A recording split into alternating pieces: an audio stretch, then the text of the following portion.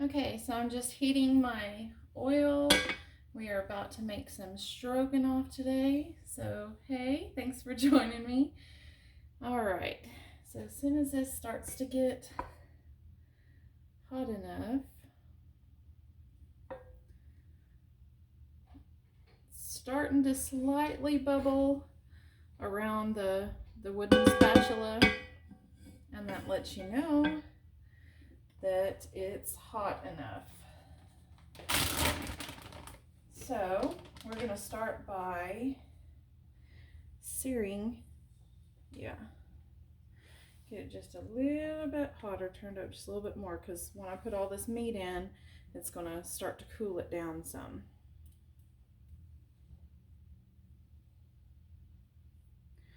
Let's wait just another second. Let me crank this up.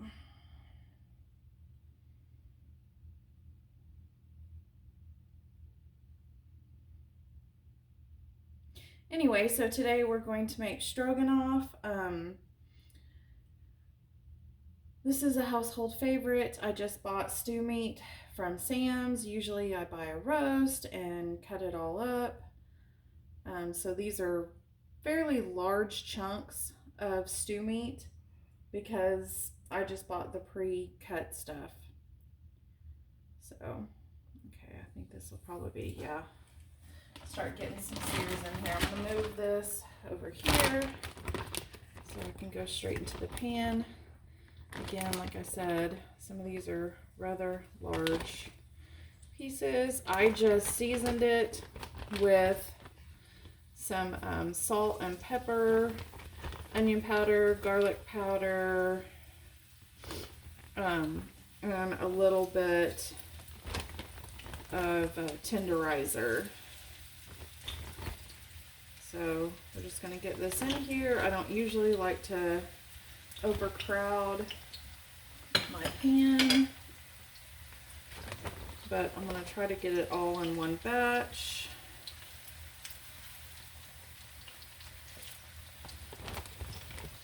Braxton, holler at my son to see if he can get me some napkins pulled off here. Yeah, I'm gonna have to do a couple of batches. This isn't going to work. I'm gonna have too much here. Anyway, I usually like to get it in here and not move it, but I'm trying to make room. All right, we'll start with that. Okay, I'm going to reach over here and flip my lid, because using these cast enamel pans, since I'm going to use the lid anyway, I'm going to use it to drain the meat off with some paper towels. So we're just going to use that like that. And as these brown, I'll move them over here because I still have quite a bit of meat. I did put a little bit of flour in there. I'm not sure if I said that at the very end. Usually I do a larger coating of flour, but with this much meat, sometimes it tends to start to burn, and I didn't want to have to mess with that. So we're going to get this browned and flipped over. When I go to flip it over, I'll be right back. Okay, so this is what we're looking for. When we go to turn it, we want that kind. Bring that closer. You want that kind of browning. So I'm going to get these turned over and show you what that looks like.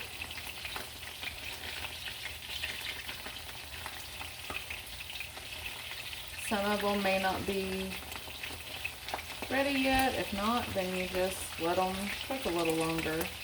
So we are not cooking these all the way through. We are just browning them on the outside so that in that long, slower cook process, it helps to retain some of the structure of the meat and hold in the juices so that it doesn't just taste like long stewed boiled meat. Some of these aren't as brown as I would like, but I got a lot to do here, so we're gonna rush them along a little bit.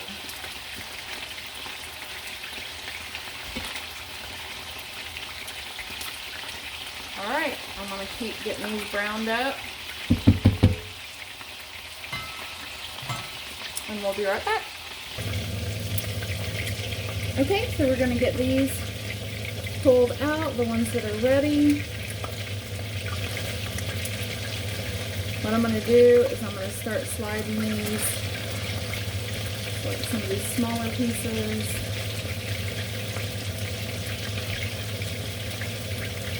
Go ahead and take out the smaller pieces, and then I'm going to move these other ones over and start adding in some new pieces, because some of them just need another minute or so, but these little pieces are good.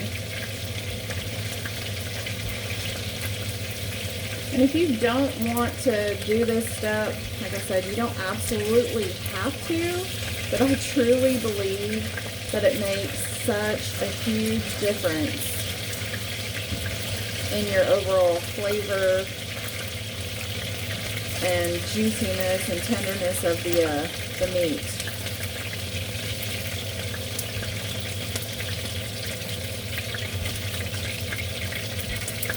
Just like with hamburger meat, whenever you're frying it, you want to get some color on it, not just have gray meat.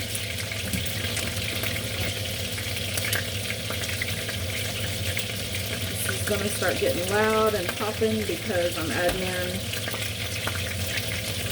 and it's hot.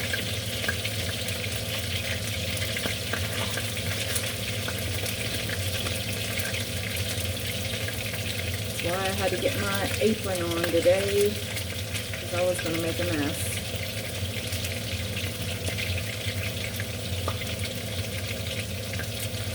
And like I said, these aren't fully cooked. That's not what we're aiming for. We're just getting some color on them. And then when we're done, we'll put everything back in the pan.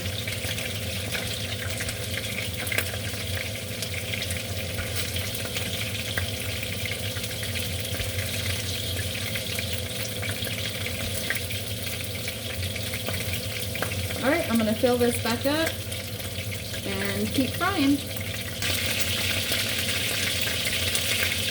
Alright, we're getting these turned over.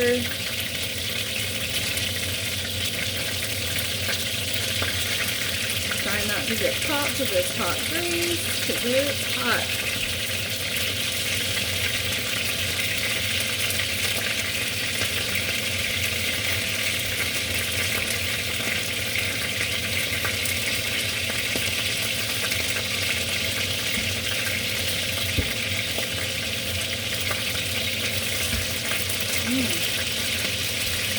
Hot, hot.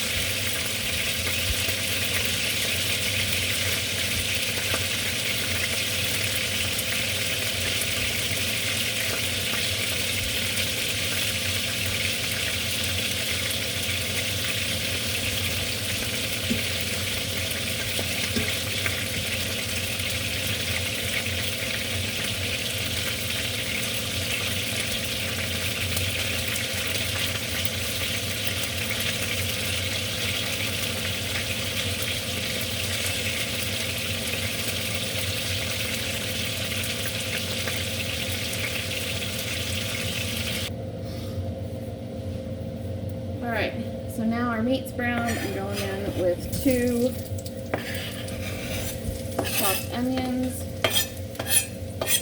I like the half moon rounds. And that is not burnt bits. This is the fond on the bottom of the pan. Now I turned my heat down. But from the onions,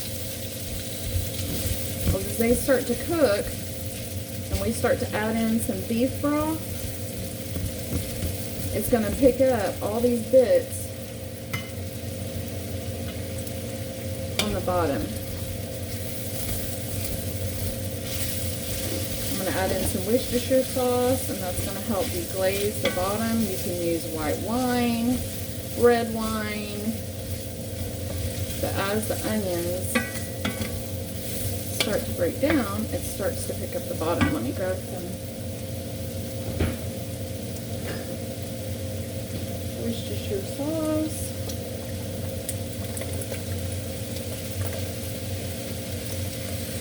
A few gloves around the pan.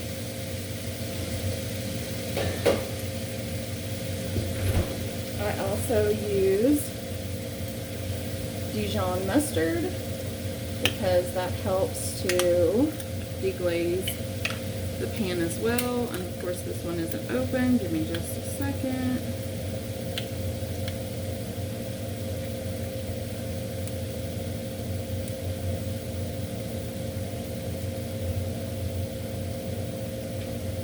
These little tabs are always so much of a pain to get off.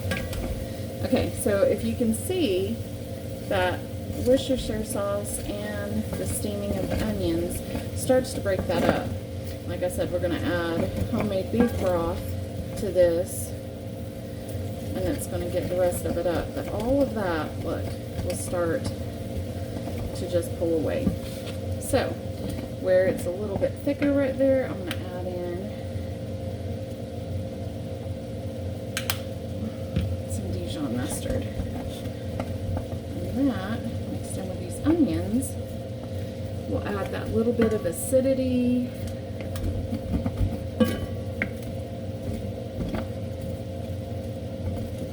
Oh my goodness, it smells so good.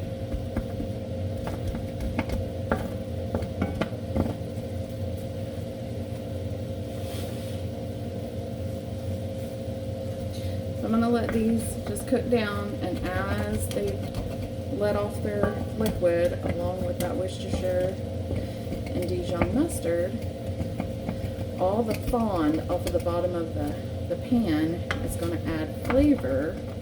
And that was just from the beef drippings and the seasoning, the flour and such that was on the meat. And this is what's going to help flavor our gravy. Guys, this is why I take the time to do the browning of the meat step, because without it, your sauce isn't as rich.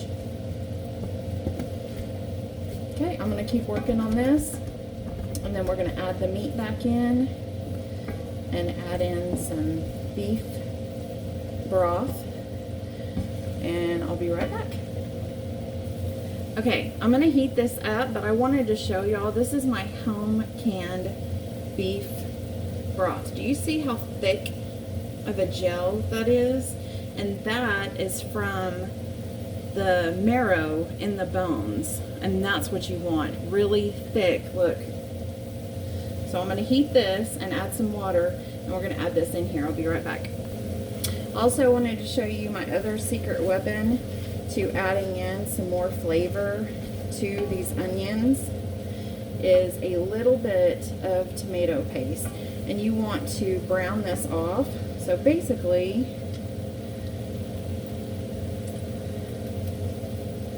add in about a teaspoon or so.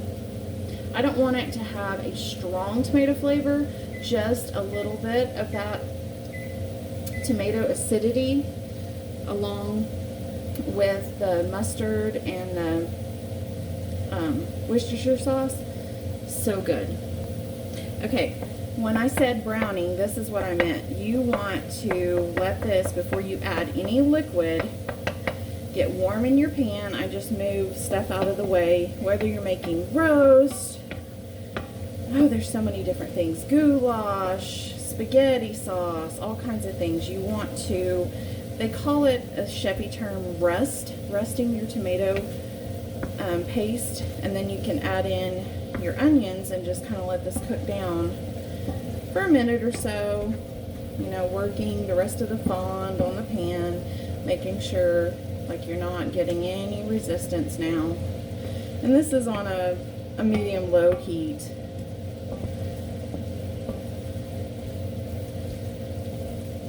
We'll let that cook for a minute or so. While this is cooking, I can turn that up now. We'll want to let that get warm pretty quick. I microwaved the beef broth, and it still has a little bit of the fat in there. I took most of that off, that tallow, and froze it because it's good for cooking in. So here in a minute, we're going to add this and a little bit of water with our meat. And in doing so, excuse me, my nose was tickling, probably from the onion and the vinegar.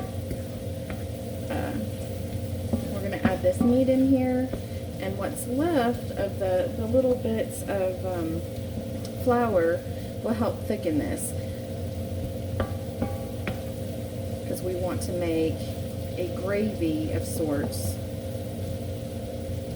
Okay, I think that's cooked enough. And now I'm going to add in all of this meat, juice and all, which I did drain some of it, but there's still some drippings. Okay, set this aside. Now, if you want to, you can add mushrooms into this. I love mushrooms. My kids, however, do not. And since this is for my daughter's 23rd birthday dinner, I mean, we're going out to dinner, but this is what she wanted me to make for her home-cooked dinner. So, I'm going to add all that meat in.